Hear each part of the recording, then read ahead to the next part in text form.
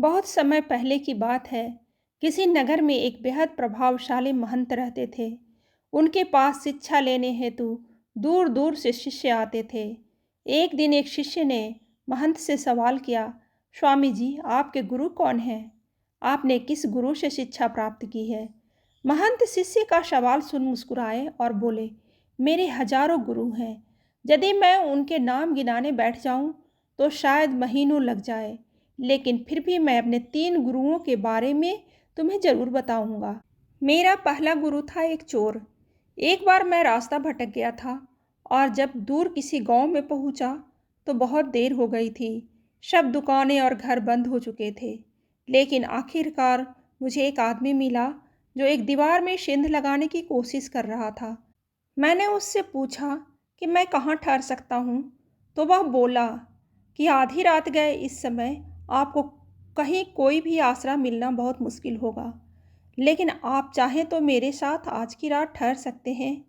मैं एक चोर हूँ और अगर एक चोर के साथ रहने में आपको कोई परेशानी नहीं होगी तो आप मेरे साथ रह सकते हैं। वह इतना प्यारा आदमी था कि मैं उसके साथ एक रात की जगह 1 महीने तक रह गया। वह हर रात मुझे कहता कि मैं अपने काम पर जाता हूँ, आप आराम करो, प्रार्थना करो। जब वह काम से आता तो मैं उससे पूछता कि कुछ मिला तुम्हें, तो वह कहता कि आज तो कुछ नहीं मिला, पर अगर भगवान ने चाहा तो जल्द ही ज़रूर कुछ मिलेगा। वह कभी निराश और उदास नहीं होता था और हमेशा मस्त रहता था। कुछ दिन बाद मैं उसको धन्यवाद करके वापस अपने घर आ गया। जब मुझे ध्यान करते हुए सालों साल बीत गए थे और कुछ भी नहीं हो रहा था, तो कई बार ऐसे क्षण आते थे कि मैं बिल्कुल हताश और निराश होकर साधना छोड़ लेने की ठान लेता था। और तब अचानक मुझे उस चोर की याद आती जो रोज़ कहता था कि भगवान ने चाहा तो जल्दी ही कुछ ज़रूर मिलेगा। और इस तरह मैं हमेशा अपना ध्यान लगाता और साधना में लीन रहता। मेरा दूसरा गुरु एक कुत्ता था। एक बहुत गर्मी वाले दिन मैं कहीं जा रहा था और मैं बहुत प्यासा था और पानी की तलाश में घूम रहा था कि सामने से एक कुत्ता दौड़ता हुआ आया। वह भी बहुत प्यासा था। पास एक नदी थी। उस कुत्ते ने आगे जाकर नदी में झांका तो उसे एक और कुत्ता पानी में नजर आया जो कि उसकी अपनी ही परछाई थी। कुत्ता उसे देख बहुत डर गया। वह परछाई को देखकर भौंकता और पीछे हट जाता, लेकिन बहुत प्यास लगने के कारण वह वापस पानी के पास लौट आता। अंततः अपने डर के बावजूद वह नदी में कूद पड़ा और उसके कुत्ते ही वह परछाई भी गायब हो गई।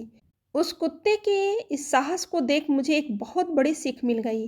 अपने डर के बावजूद व्यक्ति को छलांग लगा लेनी होती है। सफलता उसे भी मिलती है जो व्यक्ति डर का साहस से मुकाबला करता है। मेरा तीसरा गुरु एक छोटा बच्चा है। मैं एक गांव से गुजर रहा था कि मैंने देखा एक छोटा बच्चा एक जलती हुई दिए ले जा रहा था। वह पास के किसी मंदिर में दिए रखने के लिए जा रहा था। मजाक में ही मैंने उससे पूछा कि क्या यह दिया तुमने जलाई है? वो बोला, जी हाँ, मैंने ही जलाई है।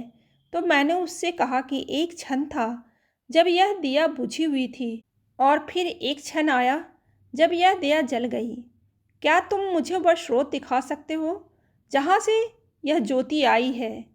वह बच्चा हंसा और दिए को फूंक मारकर बुझाते हुए बोला, अब आपने ज्योति को जाते हुए देखा, कहाँ गई वह? आप ही मुझे बताइए। मेरा अहंकार चकनाचूर हो गया और मेरा ज्ञान जाता रहा और उस क्षण मुझे अपनी ही मूर्खता का एहसास हुआ। तब से मैंने कोरे ज्ञान से हाथ धो लिए। शिष्य होने का अर्थ है पूरे अस्तित्व के प्रति खुले होना, हर समय हर ओर से सीखने को तैयार रहना, कभी किसी की बात का बुरा नहीं मानना चाहिए। किसी भी इंसान की कही हुई बात को ठंडे दिमाग से एकांत में बैठकर सोचना चाहिए। उसने क्या क्या कहा और क्यों कहा। उसकी कई बातों से अपनी ही गलतियों को समझें और अपनी कमियों को दूर करना सीखें। जीवन का हर क्षण हमें कुछ न कुछ सीखने का मौका देती है। हमें जीवन में हमेशा एक शिष्य बनकर अच्छी बातों को सीखते रहना चाहिए।